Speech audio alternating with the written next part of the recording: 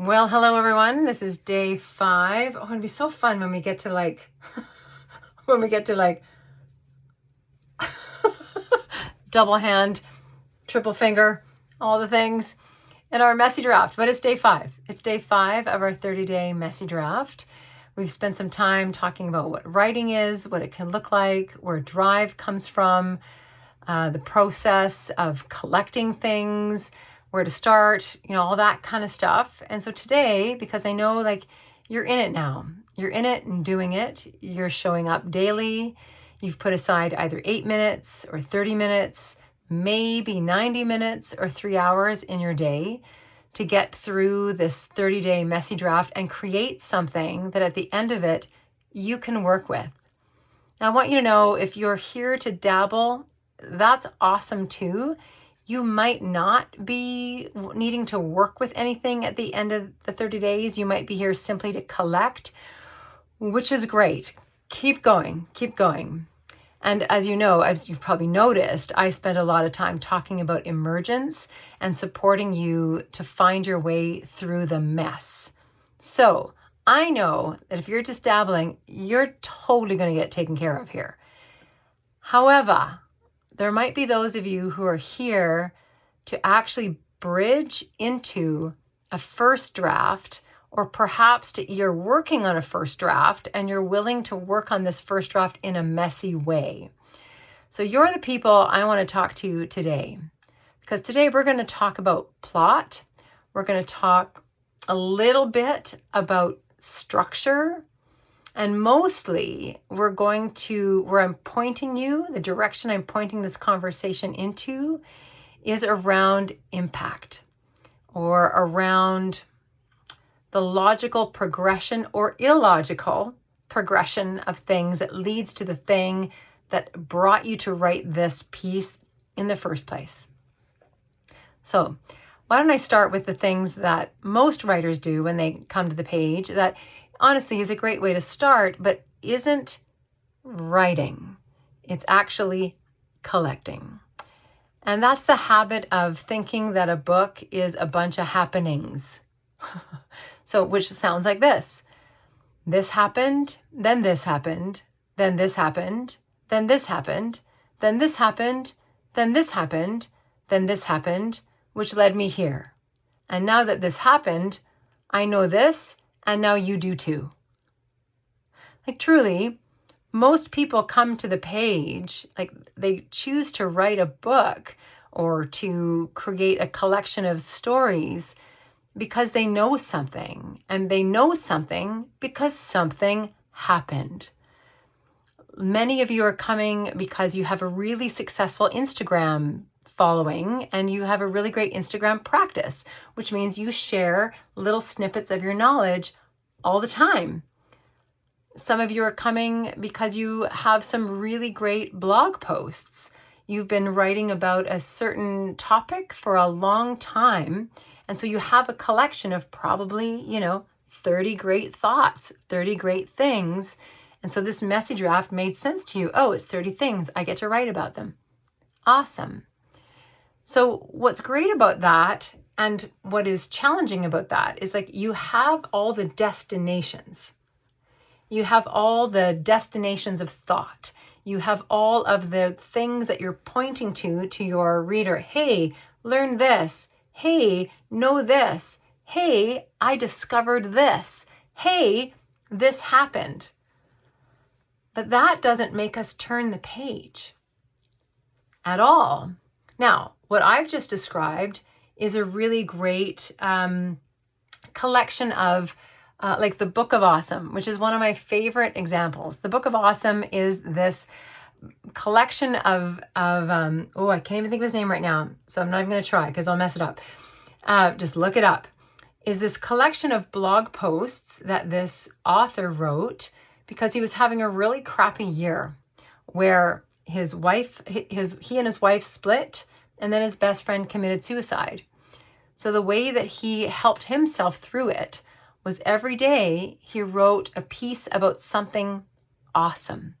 And so you can open that book up anywhere and grab a piece of awesome out of it anywhere. Doesn't matter where you know, just, it's kind of like, remember those things we used to get, meditations for 2025, and it was like these little books that have 365 little short things. Okay, that is totally a book, but the book that it is a collection of thoughts. Most of you are showing up here to tell me, the reader, about something that happened and how it changed you. And it is not about the happening that you're writing this book for. It's about the change that occurred, and you want to make sure that your reader knows about that change that happened in you so that they can have that change inside of them. Most of you are writing a book that creates a perspective shift. You might be writing a book of thought leadership, which is within the perspective shift, meaning, hey, here's a different worldview that you didn't know. That's a perspective shift. Thought leadership is, here's the perspective shift, and here's all the roots within that perspective shift, so that you don't just have fresh eyes on this subject, you actually have fresh paradigms and different ways of processing events through these eyes and through these new thoughts. That's a thought leadership book. So right here, first off, I just want you to take a moment and really think in, what is this? Am I writing a collection of insightful happenings? Is this a book that anyone can open up anywhere and get what they need, or maybe get something inspiring? Are you writing something that offers a perspective shift? Are you writing something that offers a thought shift, like an absolute full paradigm shift, and not just worldview, but world, like way of moving through the world? Are you writing a memoir? And lots of people, it's a combination actually of all of these things, which that in itself is pretty interesting, right? Which is another reason why we do this 30-day collecting or messy draft. So you can collect these different pieces that you don't actually know how they fit together. You just know they're important. So just take a few steps back and hear what I said before. If you could rewind me, that'd be great, but I'll just see if I can do it again. Most books are a combination of like memoir, insights, so perspective, and thoughts or knowledge, and like new paradigm shifts. Like there's roots, there might be research in there, history in there, examples in there. Most books are that. So again, just check in with yourself and go, what do I hope this to be? So now let's talk about plot. Now that I've given you how most people show up, and honestly they do, they show up, this thing happened to me, and I'm like, great, and I want to write about it. I'm like, great, I want to write about this change, great. And then they start writing, and the truth is their book is actually their introduction.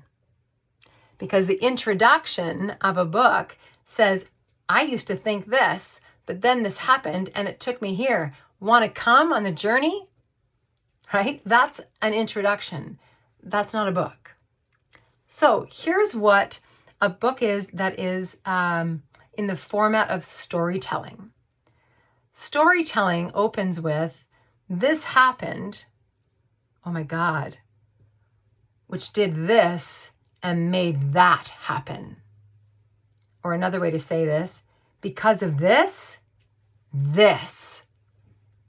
when this happened, it caused this, and now that. So everything is about this. Everything is about this. You know, it's about this. It's about this. You know, it's about this. Oh, it's about this. See how there's a journey in all of that? And this, think of all the things that are happening in this to make this happen. But then look, that gets pulled back in. Oh God, now we're going to stretch up here. Oh God, I've lost one. But now it comes back. Like, this is a story. And your plot or your steps of learning, because not all of you are writing a memoir or a piece of fiction or even nonfiction that has a story in there. Some of you are writing a knowledge-based book. So even this becomes the journey of the reader, and all of this to get us to here are pieces of knowledge, pieces of information, new insights to help us get here. So what I really want you to explore and invite you to play with as you start to look at the 30 things that you've collected and are now hitting the page to write about them, you're going to notice that you're going to get blocked or stopped when you run out of things to say because you've said what you already know and you've said what you know and you've pointed out at 8 Weeks from Wednesday. What keeps you moving, what keeps the words moving, not necessarily you moving, what keeps the words moving is all of the different ways that reactions happen. So here's a fun thing you could do. You've got your laundry line of 30 things, right? You've hung out your clothes. You've hung out your scenes. Take your 7th scene and your 28th insight and go, how does this cause this? Or how could this cause this? Or what happens when I throw these two things together? Go to your 30th and your 1st. Go to your 8th and your 12th. Start exploring the plot that you don't even know is there. Start exploring the plot that you know is there, but you can't figure out how to get there. And look at your 30 things and go, what combination is going to create that plot point that I'm trying to get to? What combination equals that insight that I'm trying to get to? So another piece you can pull into this, and this actually comes from, it's more of an acting term, although we use it in writing too, and it's the inciting event. So think of it this way. None of us,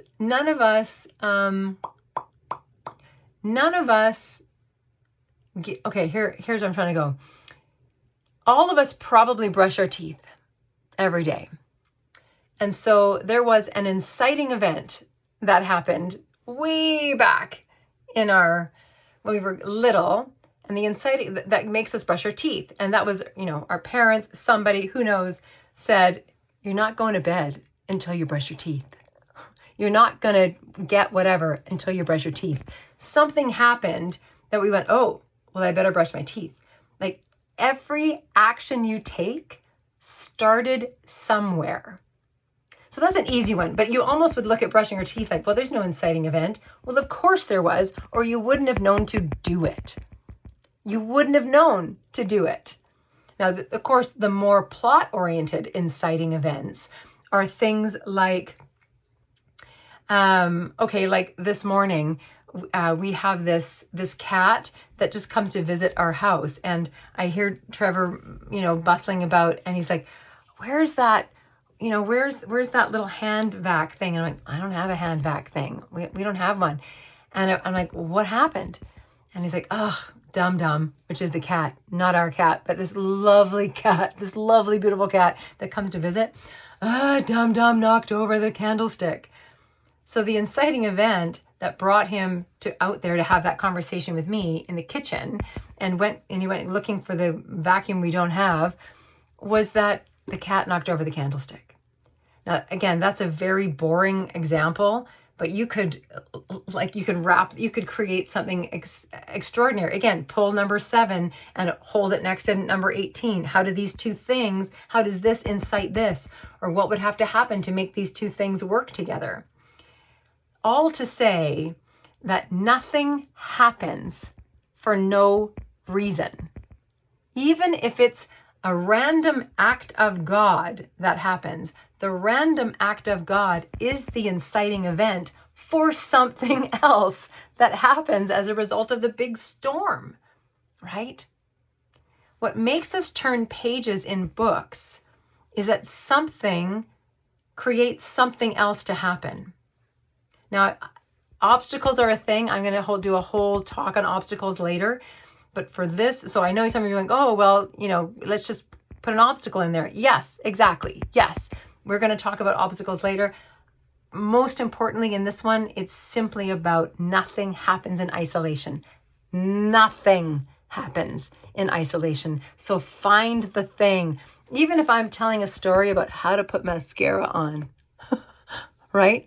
The inciting event is going to be, what brought me to the mirror. Why am I at the mirror in the first place? Why am I talking to you in my book about putting on mascara, right? Maybe it's a story about how I watched my stepmother sit in front of those, I don't know what they called anymore. She used to do her makeup at the kitchen table with those lighting things that open up, and this was in the 70s and 80s. And so it had the lighting thing had the different, it was nighttime or daytime or evening. And so the lights would change. And the fact that my mom did her makeup at the kitchen table every frickin' day, like every day, either morning if it was off to work or at night if they were going out.